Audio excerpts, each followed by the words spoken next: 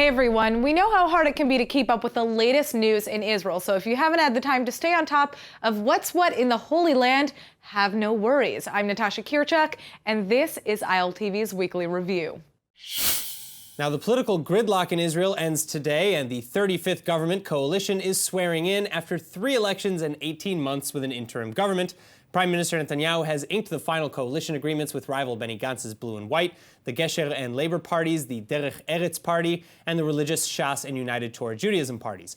And he has informed President Rivlin of his success. In a surprise last edition, though, Interim Education Minister Rafi Peretz from the Yamina party has defected in order to sit in the coalition. The rest of the Yamina party, under Chairman Naftali Bennett, will be joining the opposition. Also, Gesher's Orly Levy Abekassis will be taking up the role of Ministry of Community Strengthening and Promotion. But this position is newly created and ill-defined, so it's not yet clear what her duties will involve. Meanwhile, the Knesset confirmations tonight come just 10 days from the start of Prime Minister Netanyahu's criminal trial. He's been indicted on allegations of bribery, fraud, and breach of trust in 3 separate cases, in which hundreds of witnesses are called. Netanyahu denies any wrongdoing, but in part of the new unity deal, he will hopefully have more time to address the court, as Benny Gantz will be acting defense minister while also holding the title of prime minister, and he's set to take over for Netanyahu as full-time prime minister in 18 months, or sooner if Netanyahu needs to take time off to leave and address his legal issues. Now, meanwhile, United States Secretary of State Mike Pompeo has arrived in Israel this morning for an historic day-long visit.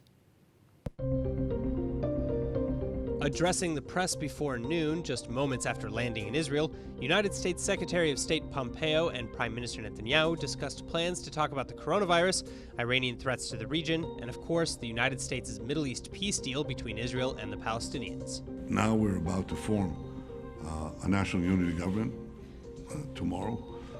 I think that this is an opportunity to promote peace and security based on the understandings that I reached with President Trump in my last visit in Washington in January.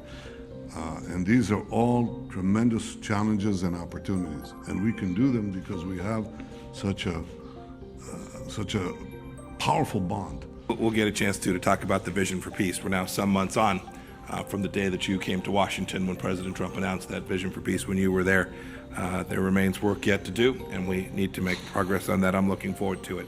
All that said, Pompeo has fallen short of giving any approvals of Israel's planned annexations within Judea and Samaria or the West Bank.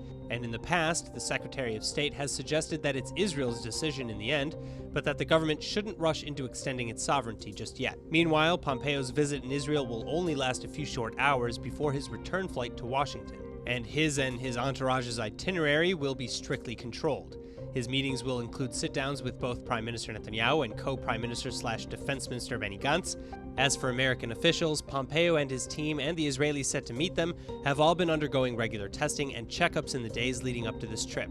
And United States Ambassador David Friedman has backed out of the meetings at the last moment over reports of respiratory issues, though he is testing negative for COVID-19. Moving on, tragedy has struck in Israel as family, friends, community members, and government officials all gathered in the town of Be'er Yaakov for the burial of IDF soldier Amit Benigal.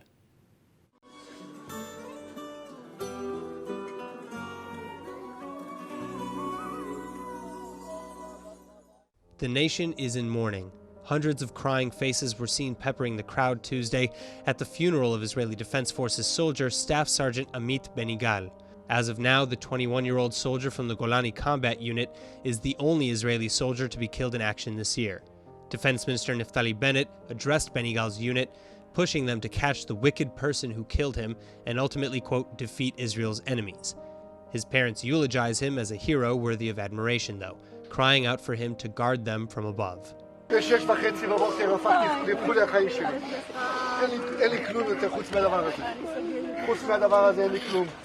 אין לי עוד ילדים, אין לי כלום. הבן היחידי שלי. הבן היחידי שלי. ביד הזאת חתמתי לו. חתמתי לו ביד הזאת. אני חתמתי ביד הזאת. In the Israeli army, only children need special permission to serve in combat units like Golani, and Amit was his father's only child, with 2 younger half-sisters on his mother's side. But at Amit's request, his father Baruch signed the permission papers. Amit felt it was an honor to serve in the Golani brigades, even penning his feelings on Facebook for last year's Memorial Day. He wrote, "To be a Golanchik is to hear Hatikva, the national anthem, and get chills in every part of your body. I, Amit Ben Igal, am proud to be a Golanchik, proud to take part in the long-standing tradition like Golani, proud to be the continuation of many drafts before and to be a role model to those after." Well, Ben Igal was killed Tuesday morning during a raid in Judea and Samaria, or the West Bank, when a Palestinian resident dropped a half-meter or 1.5-foot stone atop his head from a rooftop above. And IDF soldiers have since re-entered the area several times in search of the suspect who killed him. Upwards of 10 people have since been detained for connection to the incident. Fresh clashes between residents and the IDF have also sparked, however, in response to their re-entry, which included armored bulldozers and heavy engineering vehicles. All right, moving on, the Israeli government has long been looking for ways to end the Palestinians' so-called pay-for-slay policy, but nothing seems to have worked until now. The Palestinian Authority is scrambling now to find ways of fighting back against a new Israeli sanction targeting Palestinian banks. And it's all in efforts to preserve the PA's pay-for-slay policy. For decades, Palestinians convicted of terror and their families have been enjoying financial benefits from the Palestinian Authority. And the bigger the crime against Israel, the higher the pay, leading Israel, the United States, and other international groups to accuse the PA of directly rewarding terrorism. Well, until now, Israel has been withholding hundreds of millions of dollars in tax revenues from the PA, equal to the funds paid to terrorists, but it hasn't stopped the payments. And so a new policy attacking the PA banks directly for facilitating these payments to terrorists is now in effect. And already at least one bank operating in the West Bank has blocked access to certain accounts linked to convicted individuals. The Palestinians, on the other hand, are not giving up, and a committee has been formed to fight the Israeli measure. Also, citizens have been given directions on how best to sidestep the sanctions with their banks. فجأت امبارح إن بيتصلوا علي البنك لو بيحكوا لي تعالي معك 10 دقائق.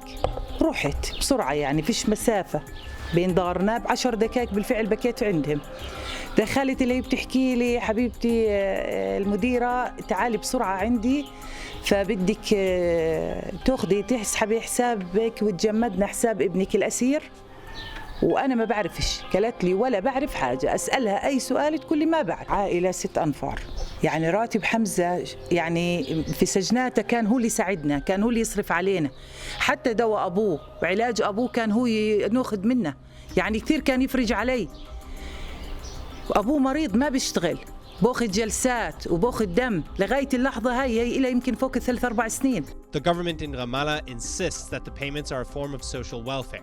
Israel again, though, reiterates that the payments are only offered to those related to crimes against Israel, which undermines any efforts towards peace. Now, the threats against Israel don't only come from the conflict with the Palestinians, and the Islamic Republic of Iran is at the top of the regional threats list, especially now following an alleged attack against Israel's freshwater infrastructure. Israel's security cabinet has just convened for the first time in months, but it's off to a running start for the cabinet members as Israel must now decide how and if to respond against a serious attack from Iran. According to a Fox News report, the Islamic regime has just conducted a cyber attack targeting Israel's civil, water, and sewage infrastructure. And though the attack did minimal damage, some facilities and local councils have reported problems. And unnamed officials from the government say that this is an attack that goes against all the codes of war, adding that even from the Iranians, we didn't expect something like this. Now, the attack had been conducted in late April on numerous water and sewage facilities via United States servers, and the Israeli Water Authority and National Cyber Directorate have dealt with the attack, insisting that no harm has come to either the water supply or its operations. Finally, the United States Department of Energy also vows to do what it can to protect all of its allies from cyber attacks. Though in speaking with Fox News, the department would not comment on this incident in particular, saying that an investigation is ongoing. Now, the economy is starting to get back on its feet, but the results of the coronavirus pandemic have left deep scars across the working class. ILTV's Nittany Manson reports. In just a month's time, unemployment in Israel skyrocketed from an unprecedented under 4% to a dangerous over 26%. That's nearly 1.1 million people suddenly without work in Israel. And seemingly adding insult to injury, those most affected by the layoffs and salary cuts are the youngest and weakest in the economy, those whose average salary was already a third lower than the national average. According to new data compiled by the Finance Ministry, the lowest paid, youngest, and oldest workers in the market have been the first to lose work, 54% of whom work in small businesses. The news isn't all doom and gloom, though. Around half of those put out of work because of the coronavirus are expected to return to work over the next few weeks. And the Finance Ministry is forming directives for the government to take for the benefit of everyone else. For one, the government is advised to invest in those who've lost their jobs by helping them learn other skills. The report explains that this investment can even lead to better quality integration into the job market and raise in the long run the productivity of the economy. But whatever the case, investment in the unemployed is needed fast. The maximum unemployment many Israelis qualify for runs out in just 50 days, meaning that hundreds of thousands of workers aged 18 to 24 will be out of cash soon. Now, coronavirus regulations are easing around the globe, but the infection rate is still rising. Reports of new virus flare-ups have started taking over world news feeds, and Prime Minister Netanyahu is now warning that if the reinfection stories are true, then the results could be a scenario of global anarchy. ILTV's Nittany Manson reports. This could be the end of humanity. These are reportedly the words of Israeli Prime Minister Benjamin Netanyahu in response to growing reports of patients becoming reinfected after having recovered from the coronavirus. But while other officials say Netanyahu was not so melodramatic, they do confirm that he's very worried. And this isn't the first time Netanyahu and health ministry officials have warned against the dangers of a second wave of the pandemic. Still, while Israel is also easing restrictions, so far Israel's recovery is amongst the best in the world, and most Israelis are happy with the national response too. In fact, a new Channel 12 poll shows that 74% of Israelis approve of Netanyahu's response to the world health crisis. Health Minister Yaakov Litzman is receiving poor marks, however, with 67% of respondents saying he did badly. And likewise, the Prime Minister's handling of the economy is seen less favorably, with 53% of respondents approving and 57% worrying about their financial futures. Unemployment has risen in Israel from a record low of 4% to nearly 30% in just 1 month's time. Now, in related news, the health ministry is in turmoil at the moment, as all the senior leadership positions seem to be emptying, and no one has yet stepped forwards to take the reins. ILTV's Nittany Manson reports. The coronavirus is still in swing, but already the health minister, Yaakov Litzman, is set to move to the construction and housing ministry within the new government. And now Israeli health ministry director, Moshe Bar Siman Tov, is also resigning. The new health minister, whoever that may be, can appoint someone else to replace Bar Siman Tov as director general, and it's thought that he prefers to proactively leave rather than get kicked out. Still, no one has yet been tapped to become the next health minister. Meanwhile, Yaakov Litzman is already getting cozy with the idea of leading construction and housing within the new Unity coalition. Under the advice of his rabbi, Litzman is reportedly leaving the health portfolio before catching too much blame for any issues relating to the coronavirus. Also, his rabbi explains that the Haredi population needs major help in solving the community's housing crisis. In fact, it's estimated that at least 300,000 housing units must be built for the growing Haredi sector by 2035. And already Litzman is proposing solutions. So assuming Litzman is appointed as planned, the construction of 9,500 homes supporting roughly 40,000 housing units will be greenlit for a new Haredi city called Shafir. The mayor of nearby Kiryat Gat, however, is opposed to the plan and has yet to comment on the draft. All right, in other news, flights at Ben Gurion International Airport are set to resume within the next few weeks, but while air traffic will eventually go back to normal, the fate of Israel's El Al Airlines is uncertain. ILTV's Nittany Manson reports. The head of Israel's national airline, El Al, is now personally appealing to Prime Minister Netanyahu, asking the premier to intervene on his company's behalf. Otherwise, CEO Gonen Osishkin says El Al will be forced into liquidation.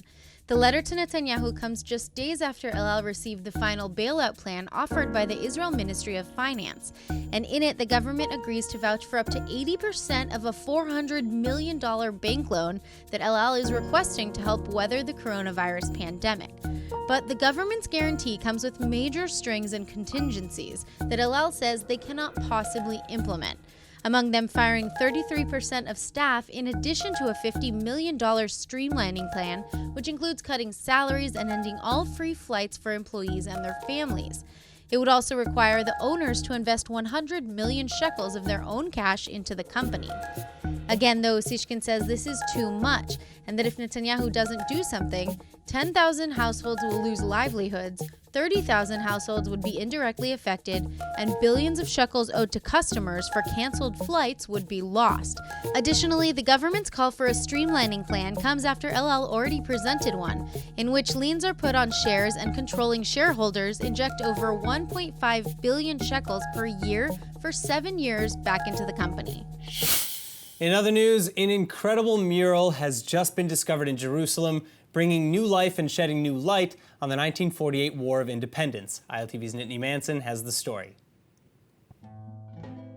An amazing 70-year-old artwork has now been unearthed, and the mural had only been revealed when a wall collapsed during construction work near a commercial center in Jerusalem. Now, this mural is made to look like the front page of a newspaper that was published in Israel from 1943 until 1995.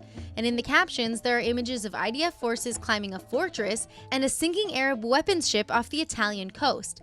But where did it come from? Well, it seems to have been painted by a soldier who took part in the 1948 War of Independence, specifically the battles for Al-Kastal and in the village of Kalunia, just west of Jerusalem. And the whole mural will be safely removed to storage until a heritage center is finished, at which point the mural will be returned for permanent display. As for the artist's personal identity, a nationwide manhunt for the soldier has started, with the Council of Conservation of Heritage Sites calling on any Israelis with information to come forward. Speaking of staying clean, the search for easy ways to clean surfaces and to kill bacteria and viruses has seriously picked up speed in recent months. But a Jerusalem-based startup says that it has solved the problem. Israeli company Biofence has developed an antimicrobial surface coating that kills bacteria and effectively destroys viruses, and it's already proven itself in labs and food sites all across the world. In fact, the Biofence coating even kills the herpes simplex virus, which the company explains is considered to be much tougher than COVID-19. All you have to do is apply the coating and then activate the surface by washing it quickly with a chlorine solution. The treated surface then actively kills pathogens for days or even weeks before needing to be activated again. And best of all, of course, is how versatile this surface treatment really is. Biofence can be applied to walls and floors in hospitals, hotels, offices, transit stations, airports, and more. And it can even be sprayed or painted on without damaging the clear coating.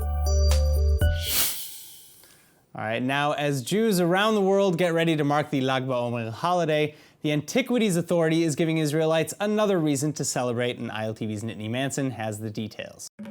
Nearly 2,000 years ago, around 132 CE, the Jews of ancient Israel rose up against the Romans in the Bar Kokhba revolt. And though the rebellion ultimately ended in failure, their dreams of liberating Jerusalem have lived on. And now the Israel Antiquities Authority has uncovered a rare coin from the time of the revolt, right in the city of David. This find is a bronze coin.